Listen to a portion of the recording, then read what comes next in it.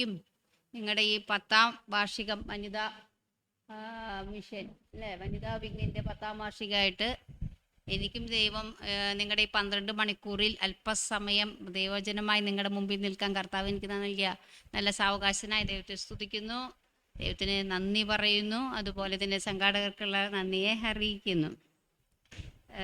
പിന്നെ ഞാൻ പറയാൻ പോകുന്ന വചനത്തിൻ്റെ ഒരു ടച്ചിങ് നമ്മൾ കാലത്ത് പറഞ്ഞ പാസ്റ്റർ പറയാനായിട്ടിടയായി. എന്താണ് സുവിശേഷം?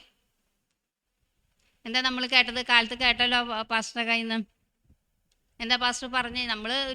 ഞാനൊരു ടീച്ചിങ് ഫീൽഡിലായതുകൊണ്ട് ഒരു പ്രസംഗ ശൈലി എനിക്കില്ല.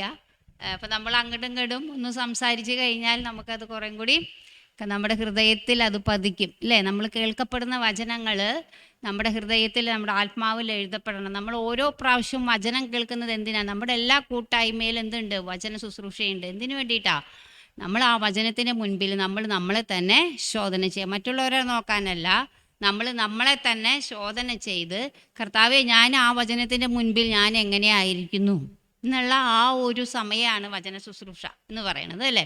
അപ്പോൾ ആ വചനത്തിന് മുമ്പിൽ നമ്മൾ സമർപ്പിച്ച് ആ സമയത്ത് തന്നെ നമുക്കൊരു സമർപ്പണം നമ്മുടെ മനസ്സ്, നമ്മുടെ ആത്മാവ് കൊണ്ട് ഉണ്ടാവുകയാണെങ്കിൽ കർത്താവ് ആ ഒരു വിഷയത്തിന്, ആ ഒരു കുറവിന് നമുക്ക് വിടുതൽ നൽകിക്കൊണ്ട്, ആത്മസന്തോഷം വീണ്ടും ഏറ്റെടുത്തുകൊണ്ട്, ആത്മബലം വീണ്ടും ഏറ്റെടുത്തുകൊണ്ട് നമുക്ക് നമ്മുടെ കൂട്ടായ്മ വിട്ട് പോകാനായിട്ട് പറ്റും. അങ്ങനെ നമ്മൾക്ക് നമ്മുടെ ആത്മീയ ജീവിതം അല്ലെങ്കിൽ ക്രിസ്തീയ ജീവിതം വിജയകരമായി നടത്താനായിട്ട് കർത്താവ് നമ്മളെ സഹായിക്കും.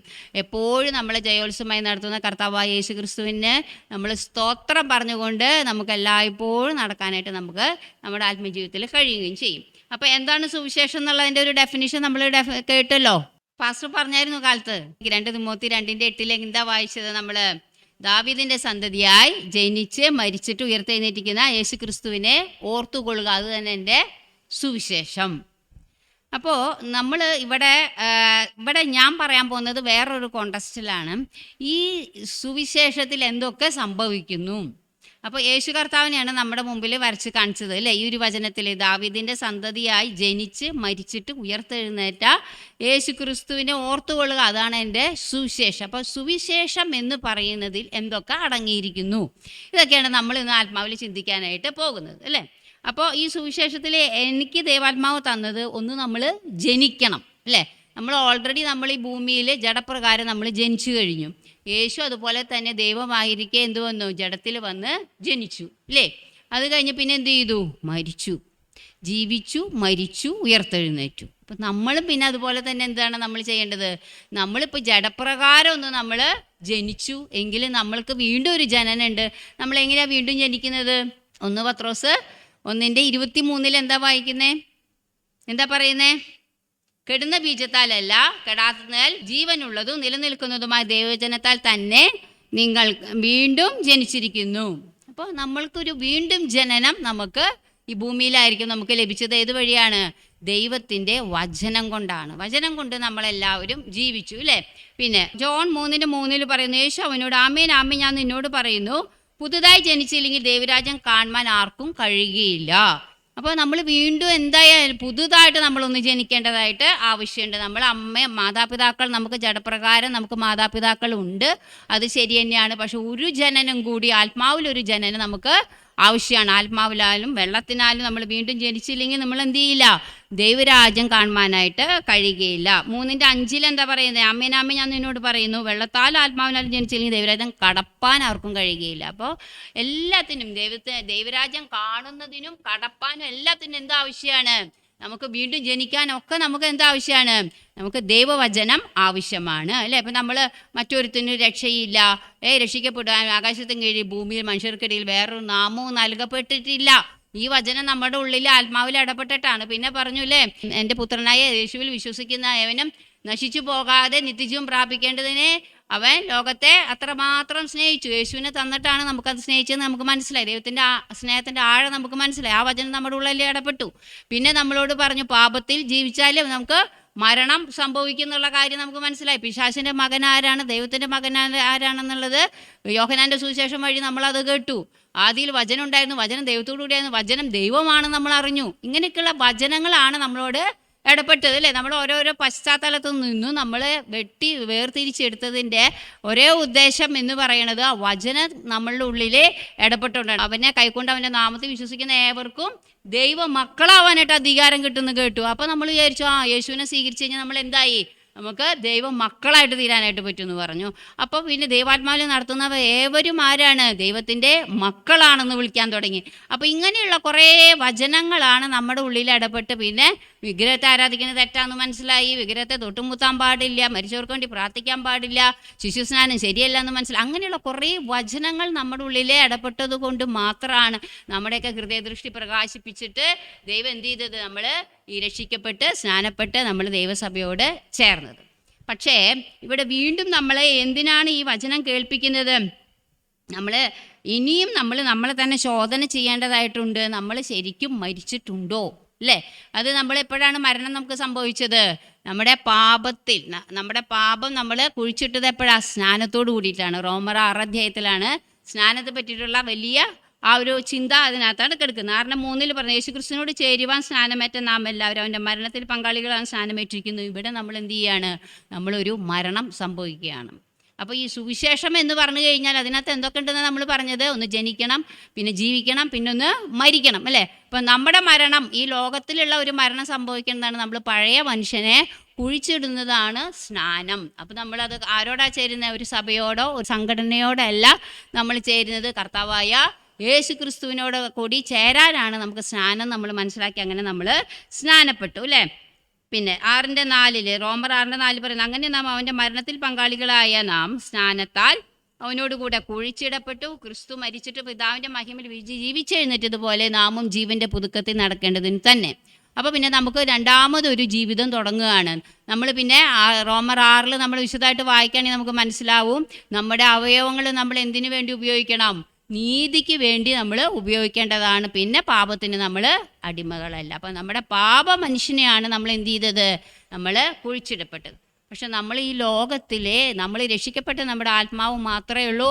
നമുക്ക് നമ്മുടെ ഈ രക്ഷയ്ക്ക് 3 പ്രോസസ്സുകളുണ്ടെന്ന് നമുക്ക് എല്ലാവർക്കും അറിയാം. നമ്മളൊന്ന് രക്ഷിക്കപ്പെട്ടു, പിന്നെ രക്ഷിക്കപ്പെട്ടുകൊണ്ടേയിരിക്കുന്നു. രക്ഷിക്കപ്പെട്ടുകൊണ്ടിരിക്കുന്നത് എപ്പോഴാണ്? ഓരോ വചന കേൾവിയിലും നമുക്ക് രക്ഷ വീണ്ടും വീണ്ടും വർദ്ധിക്കുകയാണ് അല്ലേ? നമ്മൾ ആ വചനത്തിൻ്റെ മുമ്പിൽ നമ്മളെ തന്നെ താഴ്ത്തി സമർപ്പിക്കുമ്പോൾ നമ്മുടെ ആത്മാവ് വീണ്ടും വിശുദ്ധീകരിക്കപ്പെടുന്നു. നമ്മൾ ഇപ്പോൾ കേട്ട വചനം കൊണ്ട് നിങ്ങൾ വിശുദ്ധരായി തീർന്നു ഇല്ലേ? അങ്ങനെ പറയുന്നുണ്ട്, വചനം പറയുന്നുണ്ട് അല്ലേ? അപ്പോൾ നമ്മൾ ഓരോ പ്രാവശ്യം വചനം കേൾക്കുമ്പോൾ നമ്മൾ വീണ്ടും വിശുദ്ധീകരിക്കപ്പെടുന്നു.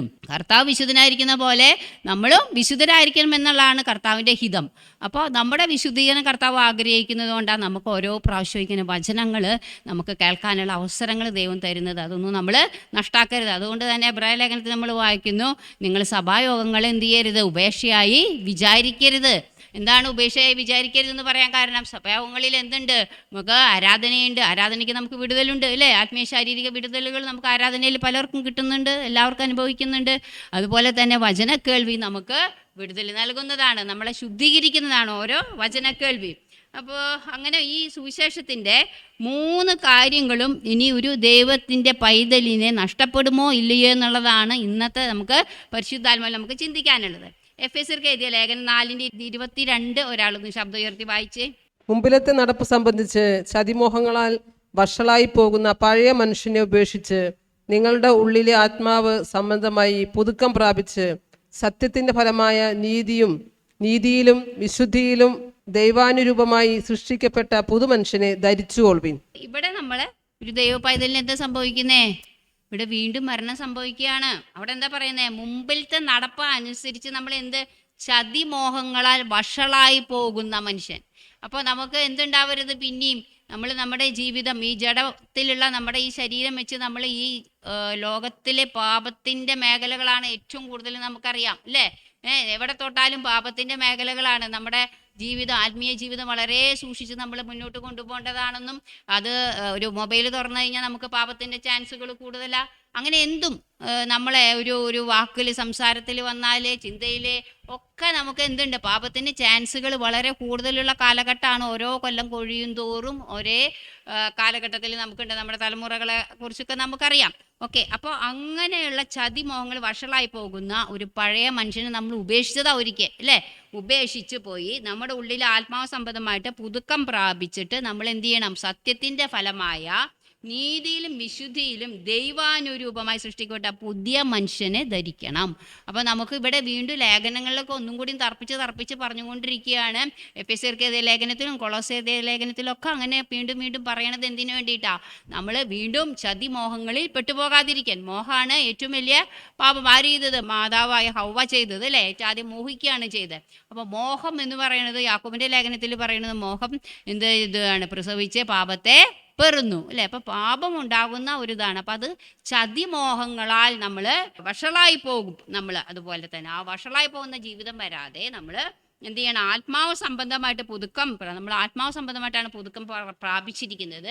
അപ്പം സത്യത്തിൻ്റെ ഫലമായ, അപ്പോൾ സത്യം എന്ന് പറയുന്നത് യേശുക്രിസ്തുവാണ് സത്യം. ഞാൻ തന്നെ വഴിയും സത്യവും ജീവൻ എന്ന് പറഞ്ഞാൽ യേശുക്രിസ്തുവാണ് സത്യം. അപ്പോൾ ആ സത്യത്തിൻ്റെ ഫലം എന്ന് പറയുന്നത് എന്താണ്? വിശുദ്ധിയും നീതിയിലും. അപ്പോൾ നമുക്ക് ലഭിക്കുന്ന എന്താണ്? നമ്മൾ യേശുവിനെ സ്വീകരിച്ച നമുക്ക് ലഭിക്കുന്ന എന്താണ്? വിശുദ്ധിയും നീതിയും നമുക്ക് ലഭിക്കുകയാണ്. അങ്ങനെ നമ്മൾ ദൈവാനുരൂപമായി സൃഷ്ടിക്കപ്പെട്ട് പുതിയ മനുഷ്യനെ ധരിച്ചു. ഇവിടെയും നമുക്ക് ഒരു മരണം കാണുന്നുണ്ട് അല്ലേ? സുവിശേഷത്തിൻ്റെ ഒരവസ്ഥയിൽ. ഇനി 24 പറഞ്ഞാൽ അങ്ങനെ സംഭവിക്കുന്നു. ഇപ്പോൾ ദൈവത്തിൻ്റെ അവസ്ഥ എന്താണ്? നീതിയിലും വിശുദ്ധിയിലും ദൈവാനുരൂപമായി സൃഷ്ടിക്കപ്പെട്ട പുതിയ മനുഷ്യനെ നമ്മൾ ധരിച്ചിരിക്കുകയാണ്. ഇനി സത്യം യേശുക്രിസ്തു തന്നെയാണ്. സത്യത്തിൻ്റെ ഫലമാണ് ആരായിട്ട് വന്നിരിക്കുന്നത്? നമ്മളെല്ലാവരും ദൈവത്തിൻ്റെ മക്കളായി തീർന്നത് ദൈവത്തിൻ്റെ ഫലമാണ്. ദൈവം കാൽവരി ക്രൂശിലെ യേശുക്രിസ്തു മരിച്ചതിൻ്റെ ഫലം എന്ന് പറയുന്നതാണ് നമ്മൾ ഓരോരുത്തരും ഓരോ ദൈവമക്കളും ആയിരിക്കുന്നത് അല്ലേ? ഇനി ദൈവമക്കൾ എങ്ങനെയാണ് നമ്മൾ ജീവിക്കേണ്ടത്? നീതിയിലും വിശുദ്ധിയിലും നമ്മൾ ജീവിക്കണം. ഇനി നമ്മൾക്ക് പഴയ മനുഷ്യൻ മരിച്ച പുതിയ മനുഷ്യനായി മാറുന്നു എന്ന് നമ്മൾക്ക് വന്നു. ഇനി നമുക്ക് കൊളോസ്യർ ലേഖനത്തിലേക്ക് നമുക്ക് കടക്കാം. കൊളോസ്യർ ലേഖനത്തിലെ നമുക്ക് വായിക്കാനുള്ളത് 3-ാമത്തെ അധ്യായത്തിലെ 1-ാമത്തെ വചനം ഒന്ന് വായിക്കാം. ആകയാൽ നിങ്ങൾ ക്രിസ്തുവിനോട് കൂടെ ഉയർത്തെഴുന്നേറ്റിരിക്കുന്നുവെങ്കിൽ ക്രിസ്തു ദൈവത്തിന്റെ വലത്തുഭാഗത്ത് ഇരിക്കുന്നിടമായ ഉയരത്തിലുള്ളത് അന്വേഷിപ്പിൻ. ഭൂമിയിലുള്ളതല്ല, ഉയരത്തിലുള്ളത് തന്നെ ചിന്തിപ്പിൻ. നിങ്ങൾ മരിച്ച് നിങ്ങളുടെ ജീവൻ ക്രിസ്തുവിനോട് കൂടെ ദൈവത്തിൽ മറഞ്ഞിരിക്കുന്നു. നമ്മുടെ ജീവനായ ക്രിസ്തു വെളിപ്പെടുമ്പോൾ നിങ്ങളും അവനോടുകൂടെ തേജസ്സിൽ വെളിപ്പെടും. അപ്പം നമുക്കിനി എന്താണ്? നമ്മൾ മരിച്ചതാണ്. നമ്മുടെ ജീവൻ എവിടെയാണ് മറിഞ്ഞിരിക്കുന്നേ? ആകയാൽ നിങ്ങൾ ക്രിസ്തുവിനോട് കൂടെ ഉയർത്തെഴുന്നേറ്റിരിക്കുന്നുവെങ്കിൽ, നമ്മൾ ക്രിസ്തുവിനോട് കൂടെ ഉയർത്തെഴുന്നേറ്റത് എപ്പോഴാണ്? സ്നാനത്തിലൂടെയാണ്, വിശ്വാസ സ്നാനത്തിലൂടെയാണ് അല്ലേ? അപ്പോൾ അങ്ങനെ നിങ്ങൾ ഉയർത്തെഴുന്നേറ്റിരിക്കുന്ന ഉറപ്പ് നിങ്ങൾക്കുണ്ടെങ്കിൽ നിങ്ങൾ പിന്നെ എന്താണ് ചിന്തിക്കേണ്ടത്? ക്രിസ്തു ദൈവത്തിൻ്റെ വലതുഭാഗത്തിരിക്കുന്ന ഇടമായ ഉയരത്തിലുള്ളത് തന്നെ അന്വേഷിപ്പിൻ അല്ലേ? അപ്പോൾ അതാണ് നമ്മൾ അന്വേഷിക്കേണ്ടത്. ഇനി ഉയരത്തിലിരുന്ന് കർത്താവ് എന്താ ചെയ്യുന്നേ? നമുക്കറിയാം, എബ്രായ ലേഖനം പഠിച്ചപ്പോൾ നമുക്ക് മനസ്സിലായിട്ടുണ്ട്. പിതാവിൻ്റെ വലത്തുഭാഗത്ത് ഇരുന്ന് നമുക്ക് വേണ്ടി യേശു കർത്താവ് എന്ത് ചെയ്യാണ്? 24 മണിക്കൂറും മധ്യസ്ഥം വഹിക്കുകയാണ്. അപ്പോൾ നമ്മളും ആരാണ്? രാജകീയ പുരോഹിത വർഗമാണ്. നമ്മൾ വിശുദ്ധ ജനമാണ്, ദൈവത്തിൻ്റെ സ്വന്തം ജനമാണ്. അപ്പോൾ ദൈവത്തിൻ്റെ സ്വന്തം ജനവും രാജകീയ പുരോഹിത വർഗം. എന്താണ് പുരോഹിതൻ്റെ ഡ്യൂട്ടി? കർത്താവിൽ നിന്ന് എന്തെങ്കിലും പ്രാപിച്ചിട്ട് അത് നമ്മൾ മറ്റുള്ളവർക്ക് പകർന്നു കൊടുക്കുക, അതുപോലെ തന്നെ മറ്റുള്ളവർക്ക് വേണ്ടി ഇടിവിൽ നിന്ന് പ്രാർത്ഥിക്കുക അല്ലേ? മധ്യസ്ഥം, യേശുവോടെ മധ്യസ്ഥം വഹിക്കുകയാണ്. അതുപോലൊരു മധ്യസ്ഥം വഹിക്കാനാണ് നമ്മൾ ഓരോരുത്തരും ദൈവം തിരഞ്ഞെടുത്തിരിക്കുന്നത്. അതുകൊണ്ടാണ് നിങ്ങൾ മറ്റുള്ളവർക്ക് വേണ്ടി പ്രാർത്ഥിക്കാനായിട്ട് കടന്നു വന്നിരിക്കുന്നത് അല്ലേ? അത് ചിന്തിപ്പം. നിങ്ങൾ മരിച്ചു, നിങ്ങളുടെ ജീവൻ ക്രിസ്തുവിനോട് കൂടെ ദൈവത്തിൽ മറഞ്ഞിരിക്കുന്നു. അപ്പോൾ നമ്മുടെ ജീവൻ ഇപ്പോൾ നമ്മൾ ഓരോരുത്തരും ഇവിടെ ആയിരിക്കുന്നു എങ്കിലും നമ്മുടെ ജീവൻ എവിടെ ഇരിക്കുന്നേ? ദൈവത്തിലെ മറഞ്ഞിരിക്കുകയാണ് അല്ലേ? ദൈവത്തിൽ മറഞ്ഞിരിക്കുക. അപ്പോൾ അങ്ങനെ ഇരിക്കുമ്പോൾ നമ്മുടെ 4-ാമത്തെ തിരുവചനത്തിൽ പറയാണ്, നമ്മുടെ ജീവനായ ക്രിസ്തു വെളിപ്പെടുമ്പോൾ നിങ്ങളും അവനോട് കൂടെ തേജസ്സിൽ വെളിപ്പെടും. ഇതാണ് നമ്മുടെ ഈ ഭൂമിയിലുള്ള ജീവിതത്തിൽ നമ്മുടെ പ്രത്യാശ എന്ന് പറയുന്നത്. നമ്മുടെ പ്രത്യാശ എന്താ? നമ്മളോട് ഒരാൾ ചോദിച്ചു കഴിഞ്ഞാൽ നിങ്ങൾക്ക് എന്ത് പ്രശ്നം ഉണ്ടായാലും നിങ്ങളുടെ മുഖത്ത് യാതൊരു മാറ്റവും ഇല്ല, നിങ്ങൾക്ക് ഒരു സന്തോഷം എപ്പോഴും ഇല്ലേ? എപ്പോഴും ഒരു സമാധാനമൊക്കെ നമ്മുടെ ഉള്ളിലുണ്ട്. അപ്പോൾ അവർ വിചാരിക്കും ഈ പ്രശ്നങ്ങൾ മറ്റുള്ളവർക്ക് വരുമ്പോൾ, നമ്മൾ പുതിയ നിയമത്തിലെ യേശു പറയുന്നത് 2 വീട് വെച്ച കഥ നമ്മളോട് പറയുന്നുണ്ട് അല്ലേ? 2 പേര് വീട് വെച്ച കഥ. ആ വീട് ഒന്ന് കാറ്റടിച്ചു, കോളടിച്ചു, പെട്ടെന്ന് ഒരാൾ വീട് പണിതു, മറ്റാൾ പാറമേലെ വളരെ സമയം എടുത്തിട്ട് പണിതു. അപ്പോൾ ഏത് വീടാണ് ആദ്യം വീണത്? കാറ്റും കോളടിച്ചു കഴിഞ്ഞപ്പോൾ മണലുമേ പണിത വീട് പെട്ടെന്ന് തകർന്നു പോയി. അപ്പോൾ അതുപോലെയാണ് നമ്മുടെ കാര്യങ്ങൾ. അപ്പോൾ ക്രിസ്തു നമ്മുടെ ജീവനായി വെളിപ്പെടുമ്പോൾ നിങ്ങളും അവനോട് കൂടെ തേജസ്സിൽ വെളിപ്പെടും. അപ്പോൾ നമ്മൾ ഈ ഭൂമിയിൽ ജീവിക്കുമ്പോൾ നമ്മുടെ പ്രത്യാശ എന്ന് പറയുന്നത് എന്താണ്? കർത്താവിനോട് കൂടെ. കർത്താവ് ഒരിക്കൽ വാനമേഘങ്ങളിൽ പ്രത്യക്ഷപ്പെടും, അന്ന് എനിക്ക് തേജസ്സിലെ അവനോട് കൂടെ എടുക്കപ്പെടണം. ഇതാണ് നമ്മുടെ പ്രത്യാശ. പക്ഷേ ആ 4 അങ്ങനെ പറയുന്നെങ്കിലും പിന്നെ 5 തുടങ്ങിയിട്ടുള്ള തിരുവചന ഭാഗങ്ങളിലെ കുറച്ച് കാര്യങ്ങൾ നമ്മൾ മരിപ്പിക്കണം, ചില കാര്യങ്ങൾ നമ്മൾ ധരിക്കണം, ചില കാര്യങ്ങൾ നമ്മൾ ഉരിഞ്ഞു കളയണം എന്നുള്ള കാര്യങ്ങളാണ് നമ്മൾ ഇനി പറയാൻ പോകുന്നത്. കാരണം നമുക്ക് ലഭിക്കാൻ പോകുന്നത് എന്താണ്? കർത്താവ് ഇനി വെളിപ്പെടുമ്പോൾ, മേഘത്തിൽ വരും, വനമേഘങ്ങൾ വരുമ്പോൾ നമ്മളും അവൻ്റെ തേജസ്സിൽ വെളിപ്പെടണം, എടുക്കപ്പെടണം.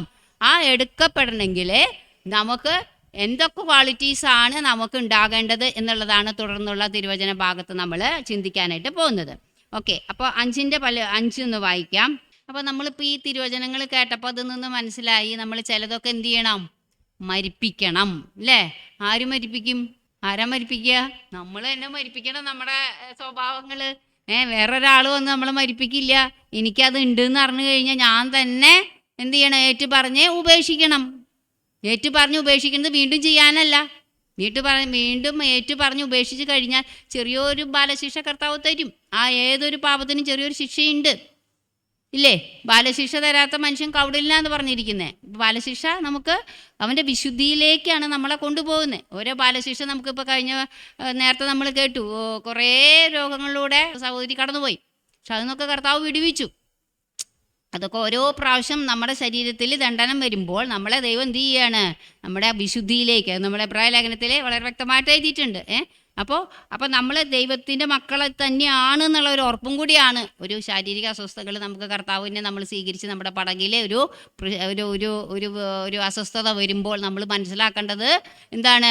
കർത്താവ് എന്നെ വിടുവിക്കും, അല്ലേ? കർത്താവിനെ വിടുവിക്കുക മാത്രമല്ല, ഞാൻ കർത്താവിൻ്റെ പൈതലാന്നുള്ള ഒരു ബോധ്യം നമുക്ക് വീണ്ടും വീണ്ടും ഉണർത്തിച്ച് തരികയാണ്. നമുക്ക് പെട്ടെന്ന് ശരീര അസ്വസ്ഥത വരുമ്പോൾ ക്ഷീണം തോന്നിക്കും. ഇതെന്താണ് കർത്താവ് ഇങ്ങനെ എപ്പോഴെപ്പോഴും എനിക്ക് അസുഖം എന്നൊക്കെ നമ്മൾ ചോദിച്ചു പോവും, ഇല്ലേ? അപ്പം അങ്ങനെയൊന്നും ചോദിക്കേണ്ട ആവശ്യമില്ല. നമ്മൾ വചനം പഠിക്കുകയാണെങ്കിൽ എബ്രായ ലേഖനത്തിൽ വളരെ വ്യക്തമായിട്ട് പറയുന്നുണ്ട്, എൻ്റെ വിശുദ്ധിയിലേക്ക് എത്ര നിങ്ങളുടെ ജഡപ്രകാരമുള്ള അപ്പനമ്മമാർ നിങ്ങളെ അവർക്ക് ബോധിച്ച പോലെ നമ്മളെ ശിക്ഷിച്ചിരിക്കണേ, അല്ലേ? ഇങ്ങോട്ട് വാന്ന് പറഞ്ഞു കഴിഞ്ഞാൽ ചിലപ്പോൾ ചെറുതിലൊന്നും വന്നിട്ടുണ്ടാവില്ല. അപ്പോഴേക്കും അവർ നമ്മളെ അടിച്ചിട്ടുണ്ടാവും, ഇല്ലേ? ചെറിയ തെറ്റുകൾ വരുമ്പോഴേക്കും നമ്മളങ്ങ് ശിക്ഷിക്കും. പക്ഷേ യേശു അങ്ങനെയല്ല. യേശു ശിക്ഷിക്കുന്നത് എന്തിനാ? അവൻ്റെ വിശുദ്ധിയിലേക്ക് നമ്മളെ ചേർക്കാൻ വേണ്ടിയിട്ട്. അപ്പോൾ ഓരോ ശാരീരിക അസ്വസ്ഥതകളൊക്കെ വരുമ്പോൾ നമ്മൾ കർത്താവിന് സ്തോത്രം പറഞ്ഞ് കർത്താവിലുള്ള വിശ്വാസവും പ്രത്യാശയും നമ്മൾ കൂട്ടി നമ്മൾ മുന്നോട്ട് പോവുകയാണെങ്കിൽ നമ്മൾ കർത്താവിൻ്റെ പൈതലാന്നുള്ള ഒരു ഉത്തമ ബോധ്യം നമുക്ക് വീണ്ടും വരികയാണ്. നമ്മൾ വീണ്ടും കർത്താവിൻ്റെ വിശുദ്ധിയിലേക്ക് നമ്മളെ ചേർക്കുകയാണെന്നുള്ള ഒരു ഉത്തമ ബോധ്യം കടന്നു വരികയാണ്. അപ്പോൾ ഇവിടെ നമ്മൾ വായിച്ചത് 5 വായിച്ചത് എന്താണ്? നിങ്ങൾ കുറച്ച് കാര്യങ്ങൾ, ഭൂമിയിലുള്ള നിങ്ങളുടെ അവയവങ്ങളെ മരിപ്പിപ്പീൻ. അപ്പോൾ അവയവമായിട്ട് നമ്മൾ ശരീരത്തിലെ അവയവം ഏതാ പറയുക? കണ്ണ്, മൂക്ക്, ഹാർട്ട്. എൻ്റെ ഹാർട്ടിന് അസുഖമായി, കിഡ്നിക്ക് അസുഖമായി, അല്ലേ? അങ്ങനെയൊക്കെ നമ്മൾ പറയും. അതൊക്കെ നമ്മുടെ അവയവങ്ങൾ. നമ്മൾ വിചാരിക്കാം കണ്ണാണ്, മൂക്കാണ് അവയവം. പക്ഷെ ആത്മീയമായ അവയവങ്ങൾ ബൈബിളിൽ എഴുതി വച്ചിരിക്കുക. അതാണ് അവയവം. എന്താണ് നമ്മുടെ അവയവം? ദുർനടപ്പ്, അശുദ്ധി, അതിരാഗം, ദുർമോഹം, വിഗ്രഹാരാധനയായ അത്യാഗ്രഹം. ഇങ്ങനെ ഭൂമിയിലുള്ള നിങ്ങളുടെ അവയവങ്ങളെ നമ്മൾ എന്ത് ചെയ്യണം? മരിപ്പിക്കണം. അപ്പോൾ അത് നമ്മുടെ അവയവങ്ങളാണ്. നമ്മൾ അങ്ങനെയൊക്കെ നമ്മൾ ചിന്തിച്ചിട്ടുണ്ടാവും വചനത്തെക്കുറിച്ച്. നമ്മൾ ഉപയോഗിക്കുന്ന ഒരു അവയവങ്ങളാണ് അതൊക്കെ. ദുർനടപ്പിനെ പറ്റി നമുക്ക് അധികം പറയാനില്ല, അറിയാലോ, അല്ലേ? ദുർനടപ്പ് എന്ന് പറഞ്ഞു കഴിഞ്ഞാൽ ശരിക്കും കൂടുതൽ അതിൻ്റെ ആഴത്തിൽ നമുക്ക് മീനിങ് പഠിക്കുകയാണെങ്കിൽ നമ്മുടെ വിശുദ്ധി, ഇപ്പോൾ ഒരു പെണ്ണാണെങ്കിൽ വേറൊരു പുരുഷൻ, നമ്മുടെ ഭർത്താവ് ഇരിക്കുക, നമ്മൾ വേറൊരു പുരുഷനെ അടുത്ത് പോകുന്നതാണ് നമുക്ക് ദുർനടപ്പായിട്ട് നമ്മൾ കാണുന്നത്. അത് നമ്മൾ കൊരിന്ത്യർ ലേഖനത്തിൽ കാണുന്നുണ്ട്. അങ്ങനെയുള്ള ദുർനടപ്പാരെ നമ്മൾ നമ്മുടെ നടുവിൽ നിന്ന് നീക്കിക്കളവിൻ എന്നാ പറഞ്ഞത്. ആ ദുഷ്ടനെ നമ്മുടെ ഇടയിൽ നമ്മൾ വെച്ച് വയ്ക്കാതെ നമ്മൾ എന്ത് ചെയ്യണം? അതൊക്കെ അറിഞ്ഞു കഴിഞ്ഞാൽ നമ്മളത് അറിയിക്കേണ്ടവരെയൊക്കെ അറിയിച്ച് അങ്ങനെ അവന് മനസ്സാന്തരപ്പെടാൻ നമ്മളൊരു അവസരം കൊടുക്കുന്നു. അവന് സമ്മതിക്കുന്നില്ലെങ്കിൽ നമ്മൾ എന്ത് ചെയ്യണം? ആ ദുഷ്ടനെ നമ്മുടെ നടുവിൽ നിന്നും നീക്കിക്കളയുന്നതാണ് വചനം നമ്മളോട് പറയുന്നത്. അപ്പോൾ ഇവിടെ പറയുന്നത് ആ ദുർനടപ്പ് അതാണ് കൂടുതലും വരുന്നത്. പിന്നെ വേറൊരു അർത്ഥം പിന്നെ പറയണത് നമ്മളാക്കിയിരിക്കുന്ന ഒരു സഭ, നമുക്ക് എപ്പോഴും ഒരു ലോക്കൽ സഭ നമുക്കുണ്ടാവും. ആ സഭയെ വിട്ടിട്ട് നമ്മൾ മറ്റുള്ള എല്ലാ സഭകളിലും കയറി ഇറങ്ങണതും അതും ഒരു ദുർനടപ്പിൻ്റെ ഭാഗമായിട്ട് ചിലപ്പോൾ വരും. പരിശുദ്ധാത്മാവിൽ തന്നെ യാത്ര ചെയ്യാതെ നമ്മളെ വളരെ അശുദ്ധാത്മാവും നടത്തുന്ന ദൈവമക്കളുണ്ട്. ഇപ്പോൾ ഇന്നലെ ഞാൻ വാട്സപ്പ് തുറന്നപ്പോൾ കണ്ടത് നമ്മുടെ ആശാരി ഉപദേശിയുടെ മകൻ്റെ സാക്ഷ്യം. അതിങ്ങനെ ശക്തമായിട്ട് വിളിച്ചു പറയും. 10 വർഷമായിട്ട് ഞാൻ ഈ ശുശ്രൂഷ ചെയ്തുകൊണ്ട് നടന്നു, ഞാൻ രോഗികളെ സൗഖ്യമാക്കി, പേര് പോലും എനിക്ക് വിളിച്ചു പറയും. പക്ഷേ ഞാൻ ദുരാത്മാവിലാണ് ഈ ശുശ്രൂഷകൾ മുഴുവൻ നടത്തിയിരുന്നതെന്ന്. മനസ്സിലാവുണ്ടോ? അപ്പോൾ ആരുടെ മകനാന്ന് ആലോചിക്കണം. ആരുടെ മകനാ? ഒരു ഉപദേശിയുടെ, ആശാരി ഉപദേശിയുടെ മകൻ്റെ സാക്ഷി ഞാൻ ഇന്നലെ കേട്ടിട്ട് ഞാൻ ഞെട്ടിപ്പോയി. എന്നിട്ട് എന്നോട് ചോദിക്കുക, നമ്മളോട് ജനത്തോട് മനുഷ്യരോട് ചോദിക്കണ ഒരു ചോദ്യമാണ്, എന്നിൽ വ്യാപരിച്ച സ്പിരിറ്റിനെ നിങ്ങൾ വിവേചിച്ചില്ലല്ലോ, ഞാൻ എന്ത് ആത്മാവിലാണ് നിങ്ങളോട് സംസാരിക്കണതെന്ന് നിങ്ങൾ വിവേചിച്ചില്ലല്ലോ. ആള് ചോദിക്കുക. ഇത്രയും ആള് ചെയ്തു കൂട്ടിയ ശുശ്രൂഷയുടെ ആഴങ്ങളൊക്കെ ആള് പറയുന്നുണ്ട്. പറയും, എനിക്ക് അങ്ങനെ ഞാൻ ആദ്യമായിട്ട് ഒരു സഹോദരിയുടെ പേര് വിളിച്ചു ഒരു ശുശ്രൂഷയിൽ. ആ സഹോദരിയുടെ പേര് അത് ആദ്യമായിട്ട് ആ ചർച്ചിൽ വന്നിട്ടുള്ളൂ, ആർക്കും അറിയില്ല. അവിടുത്തെ ഗസ്റ്റ്, അവിടുത്തെ വിളിച്ചിട്ടുള്ള ആ സംഘാടകർക്ക് അറിയില്ല, ആർക്കും അറിയില്ല. പക്ഷെ ആശാരിയുടെ മകൻ എൻ്റെ ശുശ്രൂഷയെ പറഞ്ഞേ 10 കൊല്ലത്തെ. അവൾ പറയും, കാരണം അത് ദുരാത്മാവിൽ കൊടുത്ത ജ്ഞാനത്താലാണ് ആ പേര് വിളിച്ചത്. അപ്പോൾ ആൾക്കത് എപ്പോഴാണ് തിരിച്ചു കിട്ടുന്നത്? അതായത് ഭാര്യ വളരെ പ്രാർത്ഥിക്കുന്ന ഒരു വ്യക്തിയായിരുന്നു. അപ്പോൾ ആൾ പറയണതാ. അപ്പോൾ ഭാര്യയ്ക്ക് അത് റിയലൈസ് ചെയ്തിട്ടുണ്ട്. പക്ഷെ ഭാര്യ പറഞ്ഞാൽ അനുസരിക്കില്ലല്ലോ. ഇങ്ങനെ അമേരിക്കയിലും എത്രയോ സ്ഥലങ്ങളിൽ 10 വർഷമായിട്ട് ആൾ ചെയ്ത ശുശ്രൂഷനെ പറ്റി ആൾ തന്നെ അങ്ങനെ പറയുന്നുണ്ട്. പക്ഷേ ഈ ശുശ്രൂഷ ഇപ്പം നമുക്കെല്ലാവർക്കും എന്തുണ്ടായിരിക്കണം?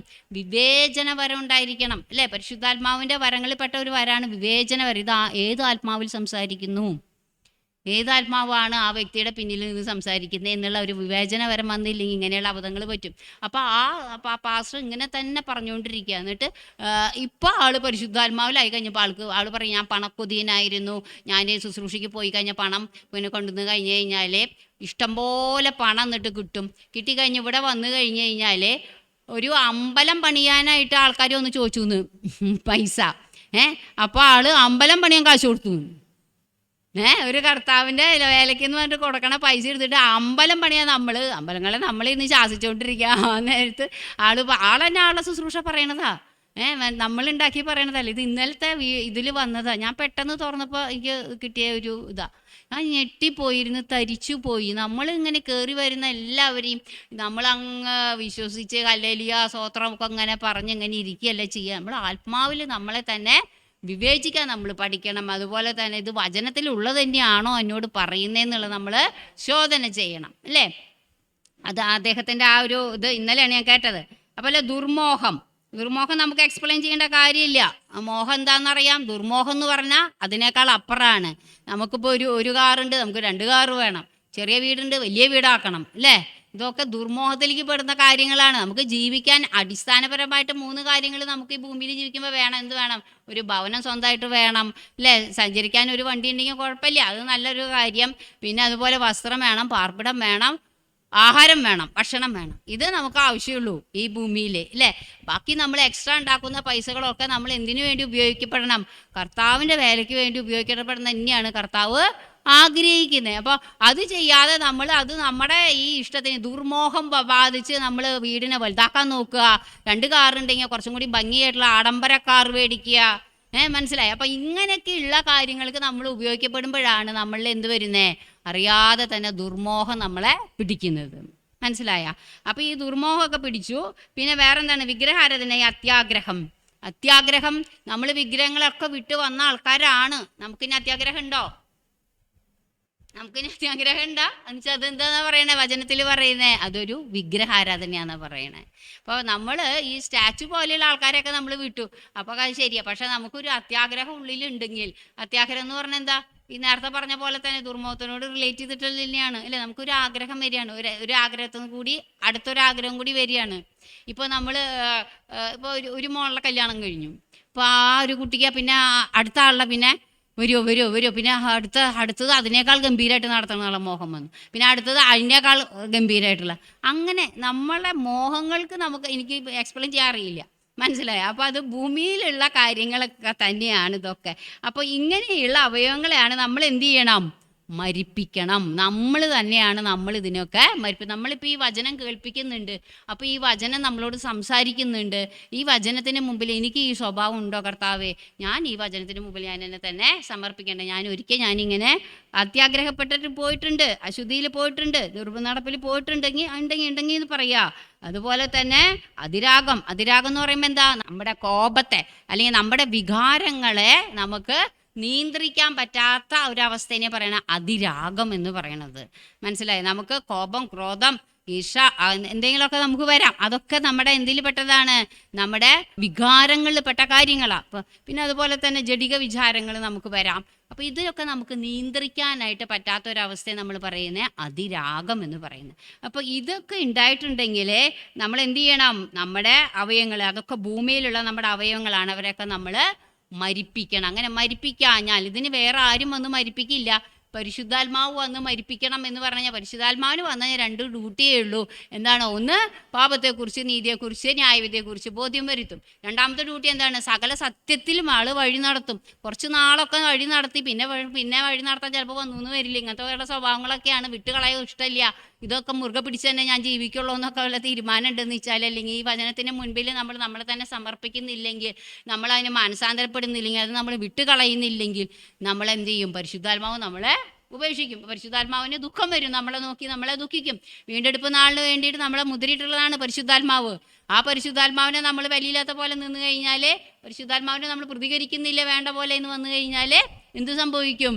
നമുക്ക് ദൈവകോപം, അതിൻ്റെ 6-ാമത്തെ വചനത്തിൽ പറയാണ്, ഈ വക നിമിത്തം ദൈവകോപം അനുസരണം കെട്ടവരുടെ മേൽ വരുന്നു.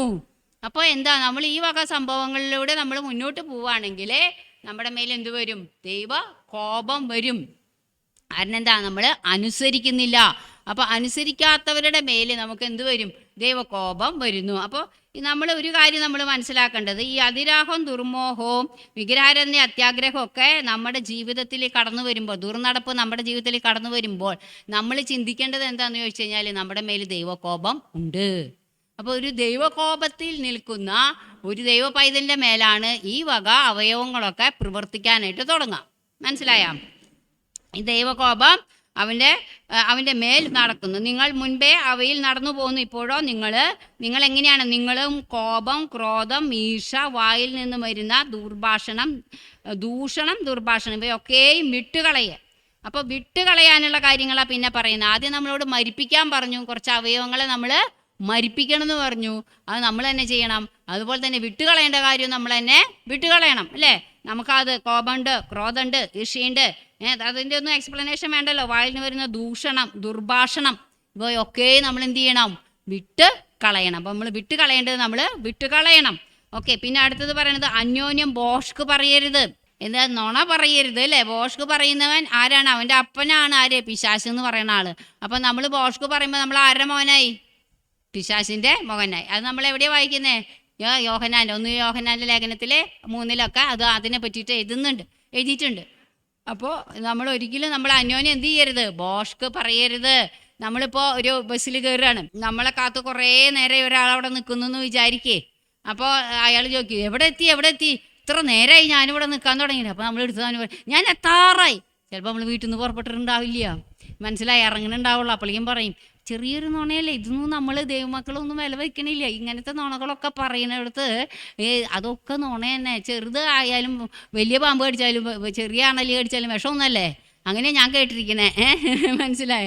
അപ്പോൾ അതുകൊണ്ട് നമ്മൾ ചെറിയ നുണയായാലും വലിയ നുണയായാലും അത് പാടില്ല. ബോഷ്ക്ക് നമ്മൾ പറയാനായിട്ട് പാടില്ല. കാരണം ബോഷ്ക്ക് നമ്മൾ ഒരിക്കൽ പറയാൻ തുടങ്ങി കഴിഞ്ഞാൽ പിന്നെ അതുമ്മ തന്നെ വിചാരിച്ച് പിടിക്കും. പിന്നെ നമ്മൾ എന്ത് പറയുമ്പോഴും നമുക്ക് ഒരു രക്ഷപ്പെടാൻ വേണ്ടിയിട്ടാണ് നമ്മൾ പാസ്റ്ററിൻ്റെ മുൻപിൽ, അല്ലെങ്കിൽ നമ്മളെ ബഹുമാനിക്കുന്ന ഒരു കർത്താസിൻ്റെ മുൻപിൽ, കർത്താസിയുടെ മുമ്പിലൊക്കെ നമ്മളൊന്ന് രക്ഷപ്പെടാൻ വേണ്ടിയിട്ട്, എന്താ സൗകര്യം അന്ന് മീറ്റിങ്ങിന് വരാഞ്ഞ് എന്തെങ്കിലുമൊക്കെ ഒരു എക്സ്ക്യൂസ് അങ്ങ് പറയും.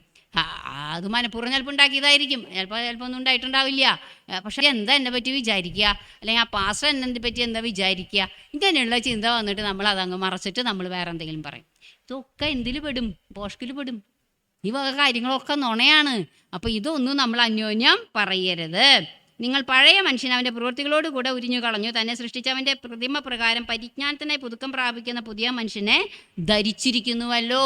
ഇതൊക്കെ നമ്മളെ വീണ്ടും വീണ്ടും ഓർമ്മിപ്പിക്കുകയാണ് ലേഖനത്തിലൂടെ പൗലോസ് ചെയ്തുകൊണ്ടിരിക്കുന്നത്. കൊളോസ്യർക്ക് എഴുതിയപ്പോൾ അത് നമ്മൾ ഓർമ്മിപ്പിക്കുക. ഇതൊക്കെ നമ്മളോട് എവിടെ പറഞ്ഞിട്ടുണ്ട്? റോമർ 6 അധ്യായത്തിൽ നമ്മളിതൊക്കെ പഠിച്ചു കഴിഞ്ഞതാ. നമ്മളെ പഠിപ്പിച്ചു കഴിഞ്ഞതാ. റോമർക്ക് എഴുതിയ ലേഖനത്തിൽ നമ്മൾ സ്നാനത്തോടു കൂടി ഇതൊക്കെ പഠിച്ചു കഴിഞ്ഞതാ. പക്ഷെ നമ്മളതൊക്കെ വീണ്ടും ജഡത്തിൽ സഞ്ചരിച്ചു കൊണ്ടിരിക്കുമ്പോൾ നമ്മൾ മറക്കും. അപ്പോൾ അങ്ങനെ വരുമ്പോൾ നമുക്ക് കൊളോസ്യർ ലേഖനവും എഫെസ്യർ ലേഖനവും ഒക്കെ പഠിച്ചിങ്ങനെ വരുമ്പോഴാണ് ഇതൊക്കെ വീണ്ടും അയ്യോ ഇത് എനിക്ക് അങ്ങനെ ഒരു സ്വഭാവം ഉണ്ടായോ, എനിക്കൊരു കോപം ഉണ്ടായോ, ഞാൻ നുണ പറഞ്ഞോ, ആ ഒരു വിഷയത്തിൽ ഞാൻ നുണ പറഞ്ഞോ, ഈ ഒരു വിഷയത്തിൽ നുണ പറഞ്ഞോ, അല്ലെങ്കിൽ അമ്മായിമോട് നുണ പറഞ്ഞോ, മരുമകളോട് നുണ പറഞ്ഞോ, ഇങ്ങനെയൊക്കെ നമുക്ക് സംഭവിക്കാം. അപ്പോൾ അതൊന്നും പാടില്ല. നിങ്ങൾ പഴയ മനുഷ്യൻ അവൻ്റെ പ്രവൃത്തികളോടുകൂടി ഉരിഞ്ഞു കളഞ്ഞ് നമ്മളിപ്പോഴാരുടെ ആണ് ധരിച്ചിരിക്കുന്നത്? പ്രതിമ, തന്നെ സൃഷ്ടിച്ചവൻ്റെ പ്രതിമ പ്രകാരം. നമ്മളെ സൃഷ്ടിച്ച ആരാണ്? നമ്മുടെ ദൈവമാണ് അല്ലേ നമ്മളെ സൃഷ്ടിച്ച. അപ്പം പിശാചിന് എന്തായാലും ഒരു സൃഷ്ടിപ്പ് പറ്റില്ല അല്ലേ? അപ്പോൾ ദൈവമാണ് വന്നിട്ട് കാണിച്ചു തന്നത്, പച്ചവെള്ളത്തെ വീഞ്ഞാക്കി കാണിച്ചു തന്നത്, ഒരു സൃഷ്ടിപ്പിനെ കാണിച്ചു തന്നത്. ഇല്ലാത്തതിന് ഉള്ളതുപോലെ വിളിച്ചു വരുത്തുന്നത് ദൈവമാണ്. അപ്പോൾ ആ ദൈവത്തിൻ്റെ പ്രതിരൂപമായ അവൻ്റെതാണ് നമ്മൾ ആയിമാറിയിരിക്കുന്നത് അല്ലേ?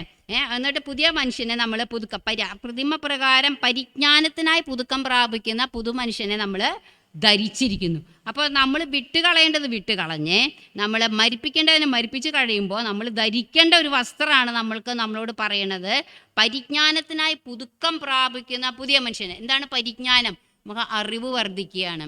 ആരെക്കുറിച്ചുള്ളത്? യേശുക്രിസ്തുവിനെ കുറിച്ചുള്ള വചനം നമുക്ക് പ്രാപിക്കുമ്പോൾ തോറും ആണ് നമ്മുടെ പരിജ്ഞാനം നമുക്ക് വർദ്ധിക്കുന്നത് അല്ലേ?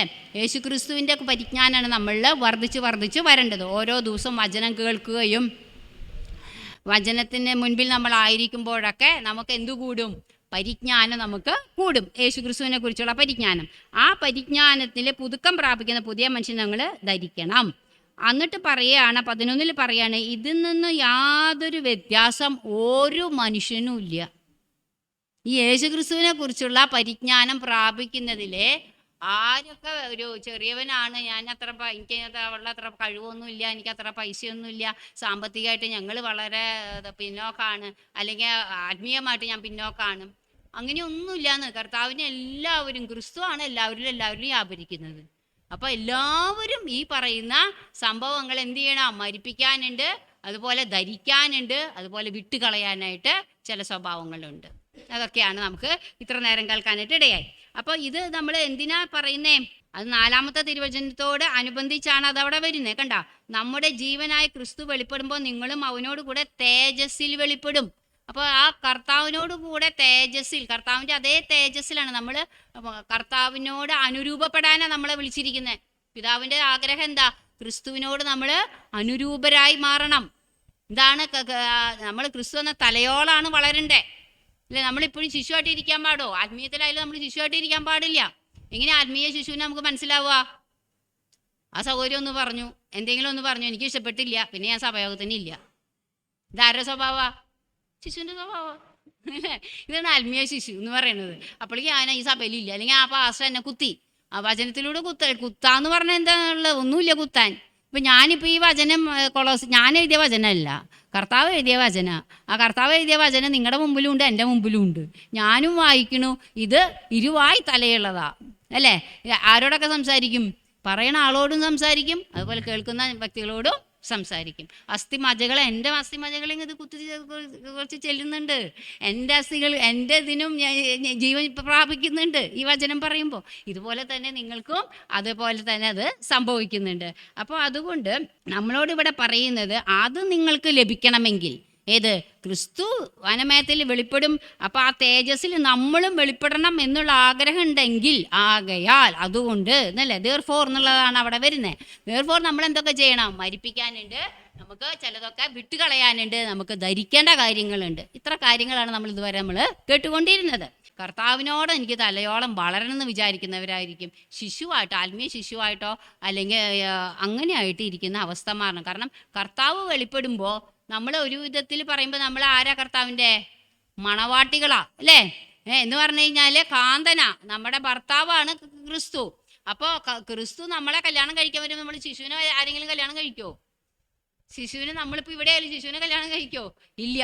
അപ്പോൾ എന്താ? ക്രിസ്തു എന്ന തലയോളം നമ്മൾ വളർന്ന് നമ്മൾ ആ ക്രിസ്തുവിനോട് അനുരൂപപ്പെടുമ്പോൾ, അത്രയ്ക്ക് നമ്മൾ ക്രിസ്തു എന്ന തലയോളം വളരുമ്പോഴാണ് ക്രിസ്തുവിൻ്റെ തേജസ്സിനെ നമ്മൾ എടുക്കപ്പെടുക. അപ്പോൾ അതിനുള്ള കാര്യങ്ങളൊക്കെയാണ് അതിൻ്റെ 5 തുടങ്ങി 11 വരെയുള്ള തിരുവചന ഭാഗത്ത് വായിച്ചത്. എന്നിട്ട് അത് കഴിഞ്ഞിട്ട് നമ്മൾ ഇനി എന്ത് ധരിക്കണം എന്നുള്ളതൊന്നും കൂടി നമുക്ക് വിശദീകരിച്ച് തരികയാണ് 12 തുടങ്ങിയുള്ള തിരുവചനം.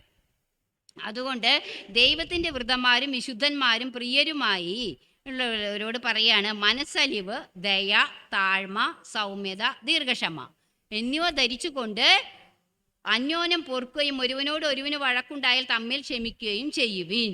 അപ്പോൾ നമ്മൾ എന്തൊക്കെയാ ധരിക്കാനായിട്ട് പറഞ്ഞിരിക്കുന്നേ? നമ്മൾ ആരൊക്കെയാണ് ദൈവത്തിൻ്റെ പ്രിയ മക്കളായിട്ടുള്ള നമ്മളോട്, വിശുദ്ധന്മാരായിട്ടുള്ള നമ്മളോട് പറയുകയാണ്, നിങ്ങൾക്കൊരു മനസ്സലിവുണ്ടായിരിക്കണം, നിങ്ങൾക്കൊരു ദയ തോന്നണം. അല്ലേ? ദയ, മനസ്സലിവ് നമ്മൾ ആരോടാ കാണിക്കേണ്ടത്? നമ്മൾ നമ്മുടെ കൂടുതലും എപ്പോഴും നന്മ ചെയ്തുകൊണ്ടിരിക്കണം. വിശേഷാൽ ആരോടാ പറയണേ? വിശ്വാസികളോട്, അതായത് നമ്മളെ ദൈവമക്കൾ എന്ന് വിളിക്കപ്പെടുന്നവരോട് നമ്മൾ എന്ത് ചെയ്യണം? നമുക്ക് ദയ കാണിക്കണം. ഇതുപോലെ തന്നെ പുറത്ത് ജാതികളോട് നമ്മൾ എന്ത് ചെയ്യണം? പരദേശികളായിട്ട് നിൽക്കുന്ന മറ്റുള്ള ആൾക്കാർ വന്നാലും മറ്റുള്ളവരോട് നമ്മൾ എന്ത് കാണിക്കണം? നമ്മളിൽ എന്തുണ്ടായാലും നമ്മൾ അത് അവരോട് ഒരു ദയ കാണിക്കണം, അവരോടൊരു മനസ്സലിവ് കാണിക്കണം, എല്ലാവരോടായാലും.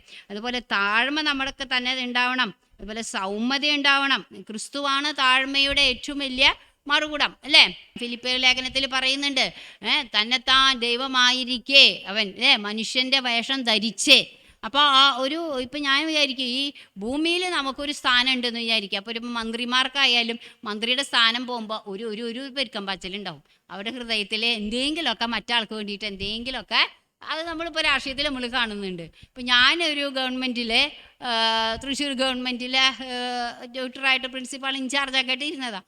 അപ്പോൾ ഞങ്ങളുടെ പ്രിൻസിപ്പാളായിട്ട് ആൾ പെൻഷൻ പറ്റാറായി കഴിഞ്ഞപ്പോൾ ഒരു ജാതി ഇറിറ്റേഷനാണ് ആൾക്ക്. എന്താ സ്ഥാനം പോവുക, ഇനി കുറച്ച് നാളും കൂടി ഉള്ള കസേരയിൽ ഇരുന്നിട്ട് ഇങ്ങനെ പ്രിൻസിപ്പാളായിട്ട് ബെല്ലടിക്കുക, അപ്പോഴേക്കും ഞങ്ങളൊക്കെ ഓടിച്ചെല്ലണു. മനസ്സിലായി? അങ്ങനെയുള്ള അധികാരം മാത്രം ഉപയോഗിക്കുന്ന വ്യക്തികൾക്ക് ഭയങ്കര ഫീലിംഗ് ആയിരിക്കും ഈ ഭൂമിയിലുള്ള ഒരു സ്ഥാനം പോകുമ്പോൾ ഉണ്ടാവണ ഫീലിംഗായി പറയുന്നത്. എന്നിട്ട് നമ്മൾ ചെയ്യാത്തതിനും ചെയ്തതിനും ഒക്കെ നമ്മൾ എന്ത് പറയും? കുറ്റം പറയും.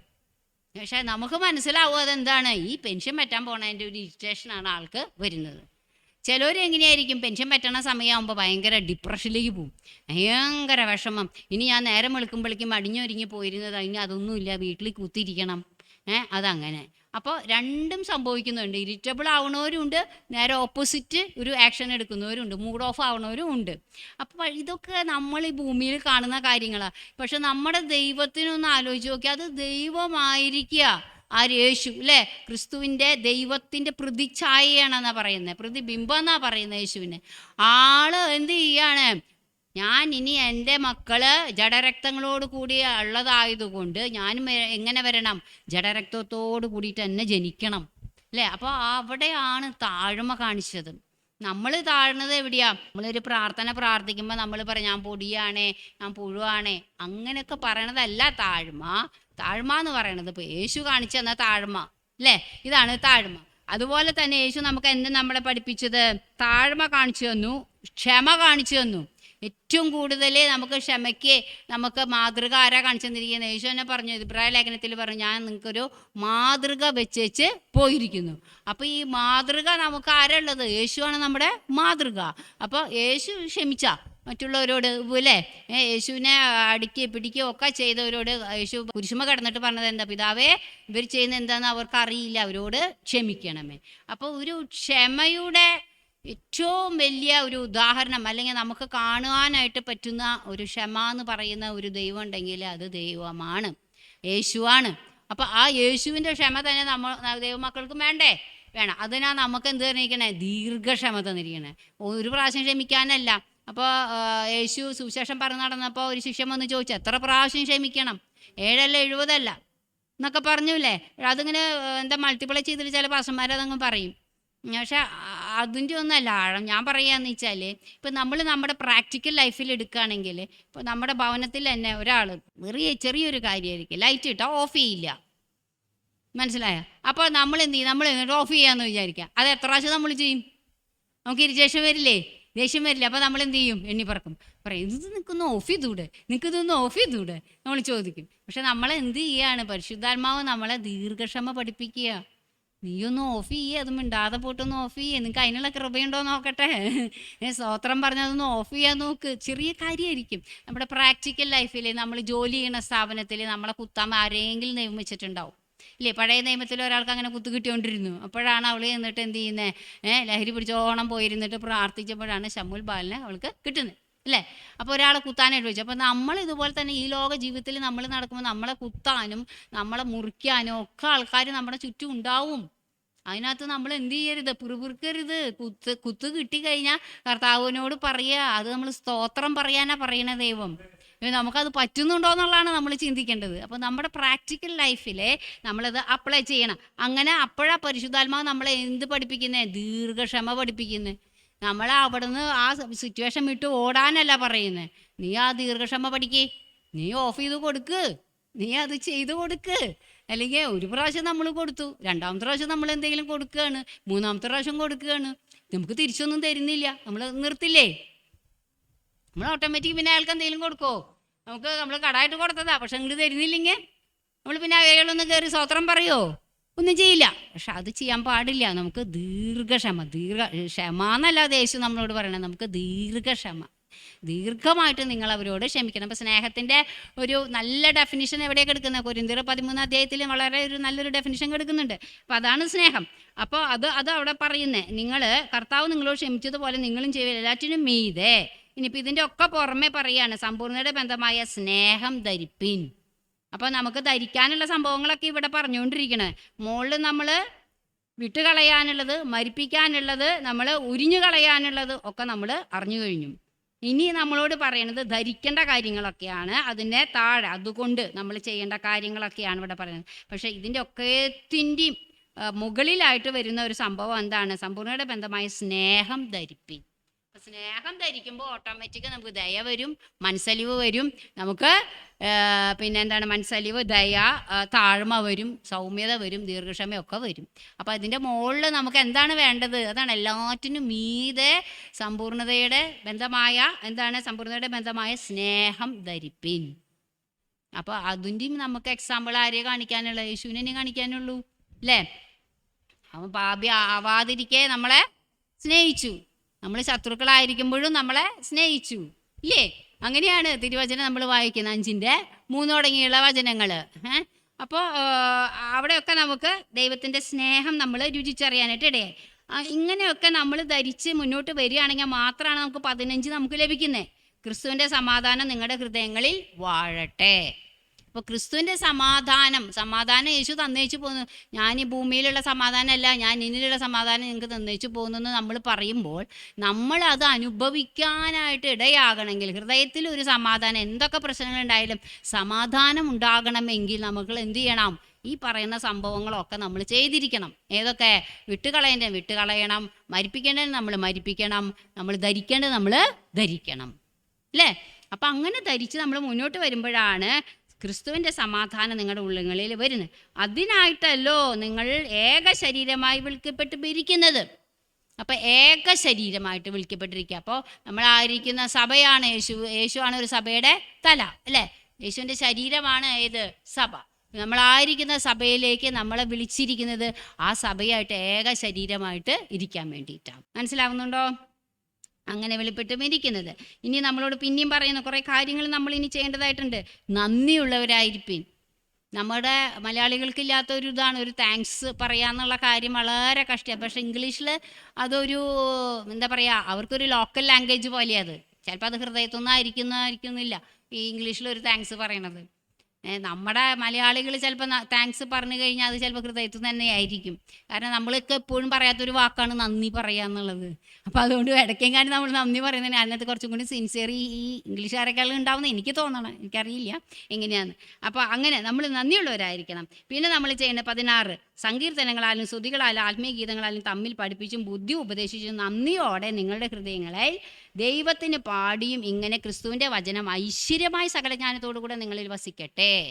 അപ്പോൾ കർത്താവിൻ്റെ വചനം, നമ്മളിപ്പോൾ യോഗ ചെയ്യുന്നുണ്ട് ഇപ്പോൾ മനുഷ്യർ അല്ലേ? യോഗ ശരീരത്തിൻ്റെ ആരോഗ്യത്തിന് വേണ്ടിയിട്ടാണ് അവർ യോഗ ചെയ്യുന്നത്. പക്ഷേ യോഗയിൽ എന്താ ചെയ്യുന്നത്? അതിനകത്ത് ഹൃദയത്തെ അവർ ശൂന്യമാക്കുകയാണ്. ഹൃദയത്തെ ശൂന്യമാക്കാൻ നമ്മുടെ ബൈബിളിൽ പറഞ്ഞിട്ടില്ല. ബൈബിൾ പ്രകാരം നമ്മളോട് എന്താ പറയുക? നമ്മുടെ ഹൃദയത്തിൽ എന്ത് വേണം? ഐശ്വര്യമായിട്ട് നമ്മുടെ ദൈവത്തിൻ്റെ വചനം നമ്മുടെ ഹൃദയത്തിൽ നിറയണം. നമ്മൾ അപ്പോൾ യോഗ ചെയ്യുന്നതുകൊണ്ട് തെറ്റാന്നല്ല നമ്മൾ പറയുന്നത്. അത് കുറച്ച് കായിക അഭ്യാസം, അല്പം പ്രയോജനം ഉണ്ടെന്ന് ബൈബിളിൽ പറയുന്നു. ആ ഒരു പ്രയോജനം ഭൂമിയിലുള്ള ആൾക്കാർക്ക് അത് ചെയ്യുമ്പോൾ കിട്ടും, എക്സസൈസ് ചെയ്യുമ്പോൾ കിട്ടും, ഇല്ല എന്ന് പറയുന്നില്ല. ചെയ്യണ്ടെന്ന് നമ്മൾ അതുകൊണ്ട് പറയുന്നുമില്ല. പക്ഷേ അത് ചെയ്യുന്നേക്കാൾ നമുക്ക് നിത്യജീവൻ പ്രാപിക്കണമെങ്കിൽ നമ്മൾ എന്ത് ചെയ്യണം? ഈ കൽപ്പന അനുസരിക്കുക തന്നെ വേണം, അല്ലേ? അതാണ് നമുക്കവിടെ പറയുന്ന ആ ഒരു തിരുവചനം. അപ്പോൾ ഇവിടെ പറയുന്നത് എന്താണ്? നിങ്ങൾ എന്ത് ചെയ്യണം? നിങ്ങൾ നന്ദിയുള്ളവരായിരിക്കണം. സങ്കീർത്തനങ്ങളാൽ, സ്തുതികളാൽ, ആത്മീയഗീതങ്ങളാൽ തമ്മിൽ പഠിപ്പിച്ചും ബുദ്ധി ഉപദേശിച്ചും. ഇപ്പം നമ്മൾ ബുദ്ധി ഉപദേശിച്ചുകൊണ്ടിരിക്കുക അങ്ങോട്ടും ഇങ്ങോട്ടും, അല്ലേ? ഞാൻ എന്നെ തന്നെ ഉപദേശിക്കണു, നിങ്ങൾക്കൊരു ബുദ്ധി കിട്ടുന്നില്ലേ ഇപ്പോൾ? ദൈവവചനത്തിൻ്റെ ഒരു ആഴം നിങ്ങൾക്ക് മനസ്സിലാവുന്നില്ലേ? അപ്പോൾ അതൊക്കെയാണ് നമ്മളിൽ നിന്ന് ദൈവം ആഗ്രഹിക്കുന്നത്. ഇങ്ങനെ നിങ്ങൾ അങ്ങോട്ടും ഇങ്ങോട്ടും നിങ്ങൾ എന്ത് ചെയ്യണം? പരസ്പരം നിങ്ങൾ അങ്ങോട്ടും ഇങ്ങോട്ടും ബുദ്ധി ഉപദേശിക്കണം. തമ്മിൽ പഠിപ്പിച്ചും ബുദ്ധി ഉപദേശിച്ചും നന്ദിയോടെ. അപ്പോൾ നന്ദി നമുക്കുണ്ടായിരിക്കണം. നിങ്ങളുടെ ഹൃദയങ്ങൾ ദൈവത്തിന് പാടിയും ഇങ്ങനെ ക്രിസ്തുവിൻ്റെ വചനം ഐശ്വര്യമായിട്ട് നമ്മുടെ ഉള്ളങ്ങളിൽ സകല ജ്ഞാനത്തോടും കൂടെ നിങ്ങളിൽ വസിക്കട്ടെ. അപ്പോൾ ക്രിസ്തുവിൻ്റെ വചനം നമ്മൾ നിറയ്ക്കും തോറും നമുക്ക് ക്രിസ്തുവിൻ്റെ ജ്ഞാനവും അല്ലെങ്കിൽ ക്രിസ്തുവിനോടുള്ള പരിജ്ഞാനം, ക്രിസ്തുവിനെക്കുറിച്ചുള്ള അറിവ് നമുക്ക് വർദ്ധിക്കും. കാരണം വചനം ആരാണ്? ദൈവമാണ്. ആദ്യയിൽ വചനം ഉണ്ടായിരുന്നു, വചനം ദൈവത്തോടെയായിരുന്നു, വചനം ദൈവമാണ്. അപ്പോൾ നമ്മൾ ആ വചനമായിട്ട് നമ്മൾ ഓരോ ദിവസവും മുമ്പിലിരുന്ന് കർത്താവ് എന്നോട് വചനത്തിലൂടെ എന്താ ഇന്ന് സംസാരിക്കുന്നത്, അത് ഫ്രഷ് ആയിരിക്കണം. ഇത് പറയുമ്പോൾ ഇപ്പോൾ ബൈബിള് എത്രയോ വർഷങ്ങൾക്ക് മുൻപ്, അതിൻ്റെ കാൽക്കുലേഷൻ ഒന്നും കറക്റ്റ് എനിക്കറിയില്ല, നമുക്ക് കേട്ട് കേൾവിയുള്ളൂ.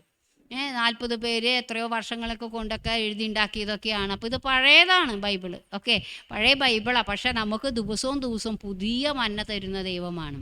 ഓരോ ദിവസവും നമ്മൾ ബൈബിള് വായിക്കുകയാണെങ്കിൽ അതിനകത്ത് പുതിയൊരു പരിജ്ഞാനം, പുതിയൊരു അറിവ് നമുക്ക്. ഇപ്പം ഞാൻ പറയുന്ന പോലെ ആയിരിക്കില്ല ഈ വചനം എടുത്ത് വേറൊരാൾ സംസാരിക്കുമ്പോൾ ഉണ്ടാവുക, വേറെ എന്തെങ്കിലും തോട്ടായിരിക്കും, അല്ലേ? ഓരോരുത്തർക്കും ഓരോ പരിജ്ഞാനമാണ് ദൈവം കൊടുക്കുന്നത് ഓരോ വചനത്തിൽ നിന്ന്.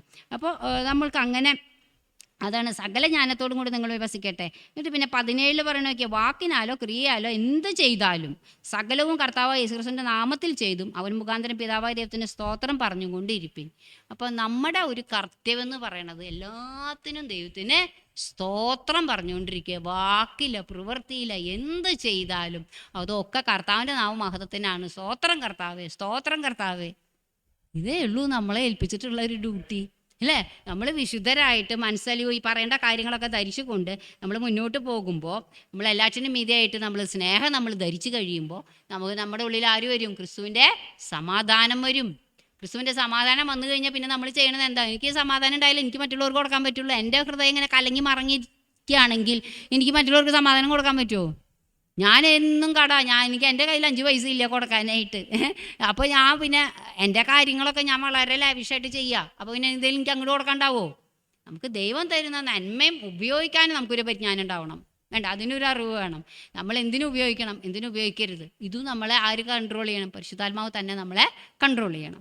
അപ്പോൾ നമ്മൾ ഒന്നിനാലും ഭാരപ്പെടേണ്ട വരില്ല. ഈ ലോകത്തിലെ നമ്മുടെ ആത്മീയ ഭൗതിക നന്മകൾ നമ്മളറിയാതെ നമ്മുടെ പിന്നാലെ നന്മയും കരുണയും നമ്മുടെ ആയുഷ്കാലമൊക്കെയും പിന്തുടരും. ക്രിസ്തു നമ്മുടെ ഇടയനാണെങ്കിൽ അത് വളരെ അനുഭവസ്ഥയാണ്. ഞാൻ എൻ്റെ മകളുടെ വിവാഹം, മകളുടെ വിടുതൽ, എൻ്റെ ക്യാൻസറിൻ്റെ അസുഖം, എല്ലാം കർത്താവിൻ്റെ ഒരു കാര്യം. ഒരു ഡെപ്പോസിറ്റ് ഞങ്ങൾക്കില്ല, ഇപ്പോഴും ഡെപ്പോസിറ്റ് ഇല്ല. പക്ഷെ കർത്താവ് വലിയ വലിയ കാര്യങ്ങൾ ഞങ്ങൾ കുത്തിരുന്ന് പ്രാർത്ഥിച്ചിട്ടല്ല, കരഞ്ഞിട്ടല്ല. ഞാൻ കരഞ്ഞ് പ്രാർത്ഥിച്ചിട്ടില്ല. അങ്ങനെ അതെന്നെ കിട്ടണം, ഇതെന്നെ കിട്ടണം, എൻ്റെ മകളുടെ കല്യാണം ഇപ്പം തന്നെ നടക്കണം, അത് നടക്കണം, ഇത് നടക്കണം, അങ്ങനെ പറഞ്ഞൊരു പ്രാർത്ഥന എൻ്റെ ജീവിതത്തിൽ ഉണ്ടായിട്ടില്ല.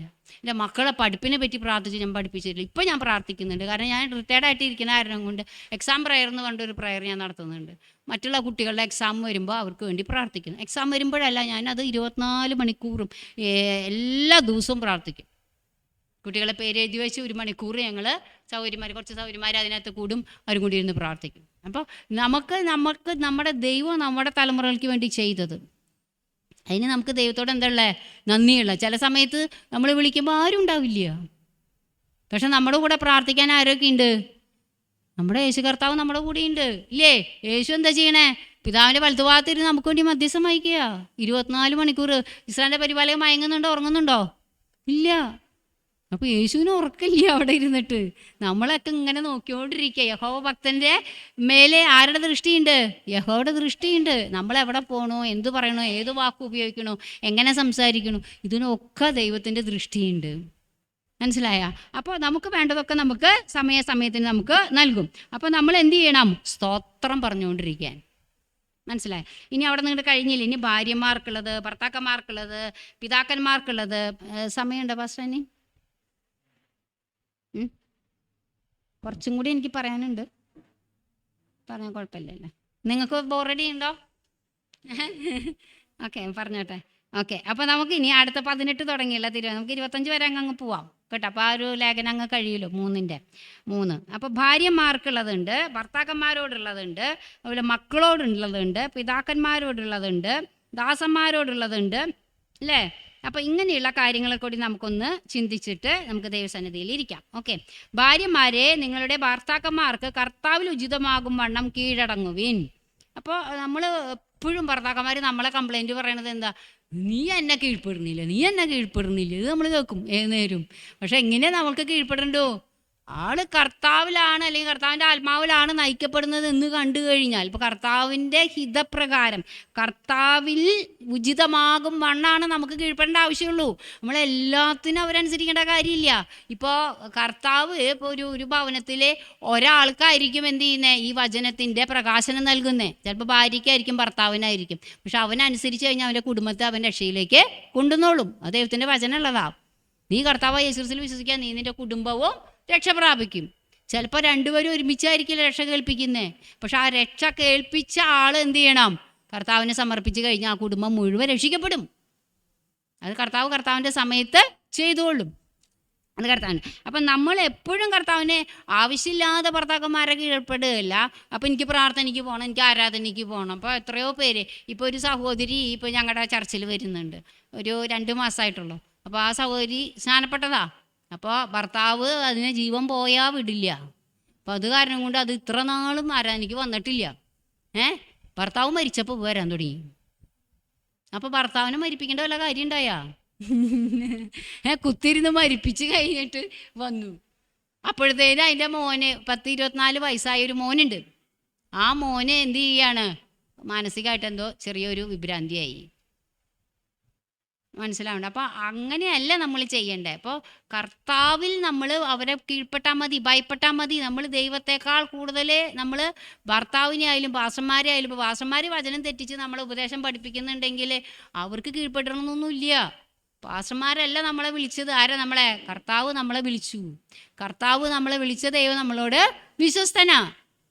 എന്തും പഠിപ്പിക്കുക, ചാടി മറയ, ഓളി ബഹളം, ഇതൊക്കെ വെച്ചിട്ട് നമ്മുടെ ആത്മാവിനൊരു വിടുതലില്ല, നമ്മുടെ വിഷയങ്ങൾക്കൊരു വിടുതലില്ല, നമ്മുടെ ആത്മാവിന് ഒരു രക്ഷയെ കിട്ടുന്നില്ല.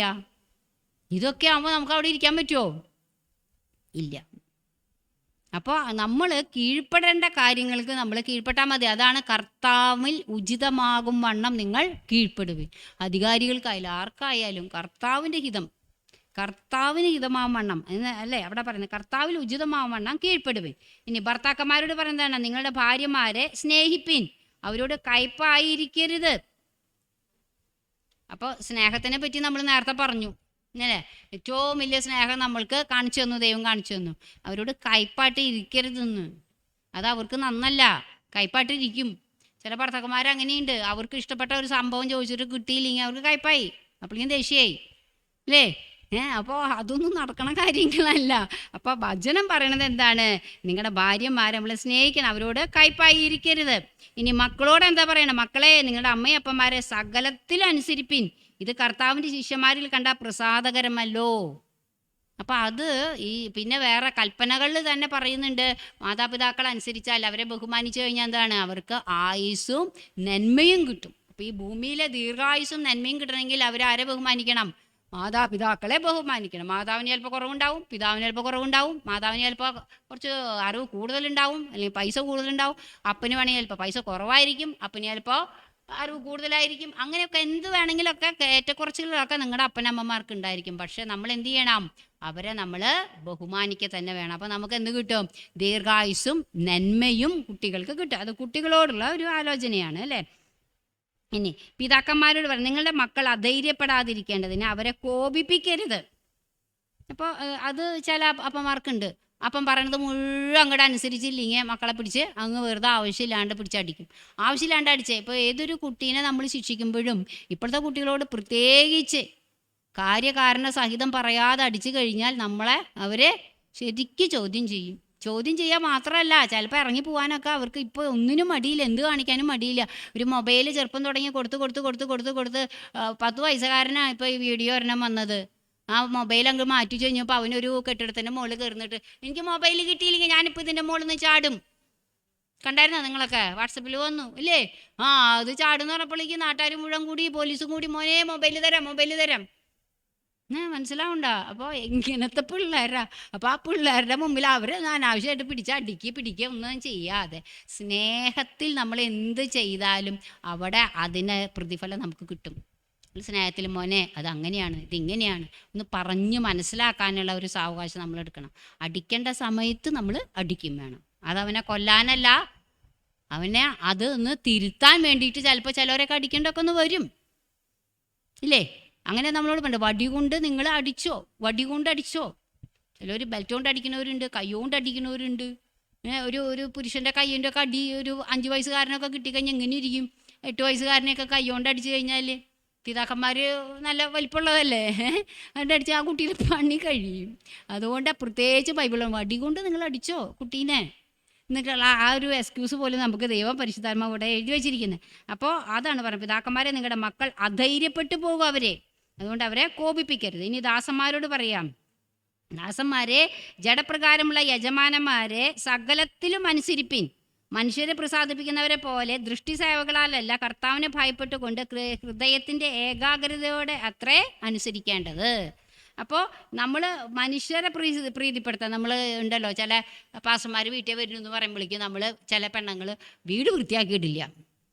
വീട് വൃത്തിയാക്കണ സമയം എപ്പോഴാണ്? പാസ്റ്റർ വരുന്നത് കേട്ട് കഴിഞ്ഞാൽ അല്ലെങ്കിൽ ഒരു പ്രാർത്ഥനയുടെ കൂട്ടായ്മ നടക്കുമ്പോൾ തുടക്കലായി വൃത്തിയാക്കലായി അങ്ങനെയൊക്കെ ചെയ്യും. അത് എന്താണ് നമ്മൾ ചെയ്യുന്നത്? അതൊരു മനുഷ്യനെ പ്രസാദിപ്പിക്കാനാണ് അല്ലേ, അവരെ പ്രസാദിപ്പിക്കാൻ. അങ്ങനെ പാടില്ല എന്ന്.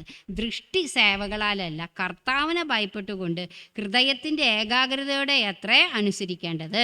അപ്പോൾ ജഡപ്രകാരമുള്ള യജമാനന്മാരെ നമ്മൾ സകലത്തിലും അനുസരിക്കണം. അതായത് ജഡപ്രകാരം നമ്മൾ ഒരു സ്ഥാപനത്തിൽ വർക്ക് ചെയ്യുകയാണെങ്കിൽ നമുക്ക് ജഡപ്രകാരം നമ്മുടെ ഒരു മേലധികാരി ഉണ്ടായിരിക്കും ഇല്ലേ? ഇപ്പോൾ നമ്മളൊരു ഹോസ്പിറ്റലിൽ വർക്ക് ചെയ്യുകയാണെങ്കിൽ നമുക്ക് അതിൻ്റെ മുകളിൽ നമ്മുടെ ഒരാളുണ്ടായിരിക്കും. നമ്മൾ ആ മുകളിലേക്ക് എത്തണ ഒരു സമയം ഉണ്ടാവുമായിരിക്കും. പ്രൊമോഷൻ അത് ഇതിൽ മാത്രം. ഗവൺമെൻറ്റിലാണെങ്കിൽ നമുക്ക് പ്രൊമോഷൻ കിട്ടി നമ്മൾ ആ മുകളിലേക്ക് എത്തും. പക്ഷേ എത്തുന്നത് വരെ നമ്മൾ എന്ത് ചെയ്യണം? ഈ ജഡപ്രകാരമുള്ള അധികാരി പറഞ്ഞാൽ അനുസരിക്കണം. പക്ഷേ അവിടെ അപ്പോഴും മുകളിൽ ഒരു വാക്കുണ്ട്, കർത്താവിന് ഉചിതമാവണം അനുസരിച്ചാൽ മതി. ഇപ്പോൾ കൽപ്പന തെറ്റിക്കണം, ഞാൻ സേവിക്കണം ദൈവത്തിനെ നീയും സേവിക്കണം എന്നൊക്കെ പറഞ്ഞ് നമ്മളോട് പറഞ്ഞാൽ നമ്മൾ സേവിക്കുമോ? ഇല്ല. അപ്പം അങ്ങനത്തെ അല്ല. നമ്മൾക്ക് അവിടെയുള്ള ഒഫീഷ്യലായിട്ടുള്ള എന്ത് കാര്യങ്ങളും നമ്മൾക്ക് മറ്റുള്ളവരെക്കാൾ കൂടുതലായിട്ടുള്ള പീഡനം ഒരു ദൈവപൈതലൊരു സ്ഥാപനത്തിലുണ്ടെങ്കിൽ അതിന് കിട്ടിക്കൊണ്ടിരിക്കും. ഇപ്പം ഞാൻ അവിടെ നേഴ്സിംഗ് സ്കൂളിൽ വർക്ക് ചെയ്യുമ്പോൾ എൻ്റെ ഒരു പ്രിൻസിപ്പാൾ, ഞാൻ 1 മണി വരെയാണ് ഞങ്ങൾക്ക് വാർഡിൽ ക്ലിനിക്കിൽ പോകേണ്ടത്. അപ്പോൾ ഞാൻ കുട്ടികൾക്ക് പ്രൊസീജിയർ കാണിച്ചു കൊടുക്കും. എനിക്ക് പ്രസവത്തിൻ്റെ വാർഡിലായിരുന്നു എനിക്ക് ഡ്യൂട്ടി. അപ്പോൾ ഞാൻ പിള്ളേർക്ക് പ്രൊസീജിയർ കാണിച്ചു കൊടുത്ത് വരുമ്പോൾ കുട്ടികൾ ചെന്ന പാടെ റൗണ്ട്സിനൊക്കെ പോവും. അപ്പോൾ റൗണ്ട്സിന് പോയി കഴിഞ്ഞാൽ പിള്ളേർ ഫ്രീ ആയി കിട്ടുള്ളൂ. അപ്പോൾ ഞാൻ അതുവരെ അവിടെ വെയിറ്റ് ചെയ്ത് കുട്ടികളെ ഞാൻ എല്ലാവരും പ്രൊസീജിയർ കാണിച്ചു കൊടുത്ത് അവരെ കൊണ്ട് ചെയ്യിപ്പിച്ച് റിട്ടേൺ കാണിപ്പിച്ചിട്ടേ ഞാൻ വരുള്ളൂ. അപ്പോൾ ഞാൻ വരുമ്പോൾ ഒരു 1:30-1:45 ആവും. അപ്പോൾ നമുക്ക് റെസ്റ്റ് പീരീഡാണ്. 1 മണിക്ക് അവിടെ ഫുഡ് എല്ലാവരും കഴിക്കും, ലഞ്ച് എല്ലാവരും കൂടി ഒരുമിച്ചാണ് കഴിക്കുന്നത്. 1 മണി തൊട്ട് 2 മണി വരെ നമുക്ക് റെസ്റ്റാവും. മനസ്സിലായി? അപ്പോൾ ഞാനിതിൽ 1:45 ചെല്ലുമ്പോഴേക്കും ഞാൻ എൻ്റെ പ്രിൻസിപ്പാളിന് തുടങ്ങും. ഓമനെ എപ്പോഴത്തേക്കൊക്കെയാണ് പോണത്? ആരെങ്കിലുമൊക്കെ വരുന്നുണ്ടാവും, അവരെയും കൊണ്ട് നടക്കുകയാണ്. അവിടെ ഒപ്പിയിൽ കാണിക്കുന്നു, ഇവിടെ ഒപ്പിയിൽ. ഞാനതൊക്കെ ഇടയ്ക്കൂടെ ചെയ്യുന്നുണ്ട്. അതെങ്ങനെയാണ്? ഈ പിള്ളേരെ സമയം കളഞ്ഞിട്ടല്ല, പക്ഷെ കൂടുതലും ഞാൻ സമയം കളയണത് ഈ കുട്ടികൾക്ക് വേണ്ടിയിട്ടാണ്. അവർ ഫ്രീ ആയിട്ട് കിട്ടുമ്പോൾ അവരെ ഫ്രീ ആയിട്ട് കിട്ടിയിട്ടാണ് ഞാനത് ചെയ്യിപ്പിക്കുന്നത്. അപ്പോൾ വാർഡിൽ റൗണ്ട്സിന് ഒരു ശല്യം വരില്ല. മനസ്സിലായോ? അപ്പോൾ അങ്ങനെയൊക്കെ നമ്മൾ ചെയ്തിട്ട് വരുമ്പോൾ നമ്മളോട് ഈ പ്രിൻസിപ്പാൾ ഷൗട്ട് ചെയ്യണത് ഇങ്ങനെയാണ്. മനസ്സിലായ? അപ്പോൾ അങ്ങനെ നമ്മളെ ഷൗട്ട് ചെയ്യുന്നു പറയുക ആവശ്യമില്ലാത്ത കാര്യം. ഒരു ദൈവ പൈതലാണ്. അപ്പോൾ ആ ഒരു ദൈവ പൈതലായതുകൊണ്ടാണ് എന്നോട് ഇടയ്ക്കിടയ്ക്ക് ചോദിക്കും, ഓമനോടുത്തെ പ്രിൻസിപ്പാളാ ചോദിക്കും. അപ്പോൾ ഞാൻ മനസ്സിൽ പറയും, ഞാൻ പ്രിൻസിപ്പാൾ തന്നെയാണ്. എന്തേ മനസ്സിൽ പറയുമ്പോഴത്തേക്ക് പറയാൻ പറ്റുമോ? പറയാൻ പറ്റില്ല. അങ്ങനെ നമ്മളെ പ്രിൻസിപ്പാളാക്കി, അത് വേറെ കാര്യം. അപ്പോൾ ഞാൻ പറയുകയാണ്. അപ്പോൾ പക്ഷേ നമുക്ക് ജഡപ്രകാരമുള്ള യജമാനന്മാരെ നമ്മൾ സകലത്തിൽ അനുസരിക്കുക തന്നെ വേണം. പക്ഷെ അത് മനുഷ്യരെ പ്രസാദിപ്പിക്കുന്ന വിധത്തിൽ ദൃഷ്ടി സേവകളല്ല. നമുക്ക് കാണുമ്പോൾ അവർ വരുന്നുണ്ടല്ലോ അതുകൊണ്ട് ഞാനിത് ചെയ്യാം, അങ്ങനെ ആവാൻ പാടില്ല എന്നുള്ള അവിടെ സിൻസിയറിറ്റി ഉണ്ടായിരിക്കുന്നതാണ് പറയുന്നത്.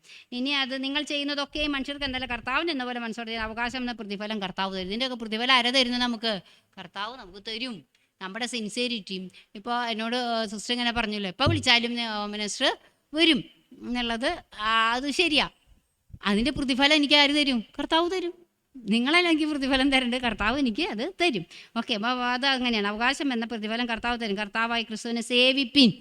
അപ്പോൾ ഇവിടെ എന്നെ ചിന്തിപ്പിച്ചൊരു വചനമാണ്, നമ്മളെപ്പോഴും കർത്താവിനെ സേവിക്കുക എന്ന് പറഞ്ഞു കഴിഞ്ഞാൽ വചനം ശുശ്രൂഷിക്കുക, മറ്റുള്ളവരോട് ചെന്ന് സുവിശേഷം പറയുക, ഇതൊക്കെ മാത്രമാണ് എന്ത് വിചാരിക്കണേ, ഒരു കർത്താവിനെ സേവിക്കുന്ന ഒരു ഭാഗമായിട്ട് നമുക്ക്. ഞാൻ കർത്താവിന് വേണ്ടി ഒന്നും ചെയ്യുന്നില്ല. എനിക്കുണ്ടായിരുന്നു അങ്ങനെയൊക്കെ ഒരു കാലഘട്ടത്തിൽ ഈ വചനമൊക്കെ വായിച്ച് തലയിൽ കയറുമ്പോഴേ വരെ ഞാൻ വിചാരിച്ചിരുന്നു അത് മാത്രമാണ് കർത്താവിന് വേണ്ടി ചെയ്യണ വേല എന്ന്. പക്ഷെ അല്ല, കർത്താവിനെ സേവിക്കുന്ന കാര്യത്തിൽ ഈ പറയുന്ന കാര്യങ്ങൾ മുഴുവൻ 18 തുടങ്ങി നമ്മൾ 23 വരെ ചെയ്യുകയാണെങ്കിൽ കർത്താവ് അതിൻ്റെ പ്രതിഫലം തരും ചെയ്യും.